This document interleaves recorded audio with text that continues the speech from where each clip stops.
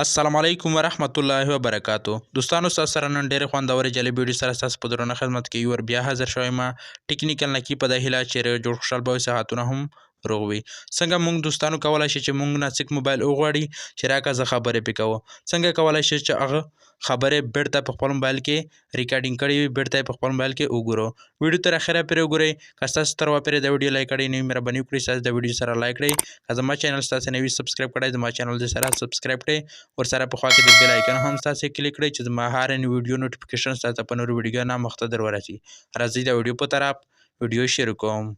لکه څرنګه چې ستاسو دلته دوستانو د موبایل سکرین درغلی ستاسو څنګه کوئ دوستانو چې ستاسو د چانه د کال ریکارډینګ وکړئ چې ستاسو نه څوک موبایل وغواړي چې دا موبایل راکه زه لږ کې خبرې چا سره پې کوو ستاسو هغه نه پټ ریکارډینګ څنګه کوئ دغه لپاره ستاسو راشئ دلته ستاسو دوستانو په خپل موبایل کې د ډایل فیډ آپشن را پیدا کړئ یا د فون آپشن صحیح ده. دلته زه راځه دوستانو دلته زما سره دغه دی ډایل فیډ آپشن موجوده ستاسو په خپل موبایل کې چې کله دغه د ډایل فیډ آپشن را پیدا کو ستاسو دلته راشي په ډایل فیډ آپشن دلته کلیک وکړئ. چې کله تاسو په دغه ډایل فیډ آپشن د کلیک کړل ګورئ دلته چې هر چا سره تاسو خبرې کوئ ټوټل ریکارډینګ وکیږي صحیح ده دوستانو. که هغه نه کال درته کوي که هغه نه درته کوي دغه لپاره ستاسو چې دلته دوستانو دغه پوز د سیټینګ آپشن ښکاري ګورئ ورته دغه د سیټینګ آپشن دی دلته تاسو راشئ په دغه سیټینګ آپشن دی دلته کلیک وکړئ. چې کله تاسو په دغه آپشن د کلیک کړل دلته دغه سیټینګونه ټوټل درکوي.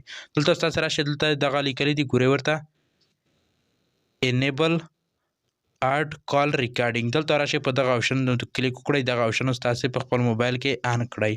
چې کله تاسو دغه آپشن آل کړئ چې دا آن یې کړئ انشاءالله دغه ریکارډینګ ټوټل ستاسو ته درکوي.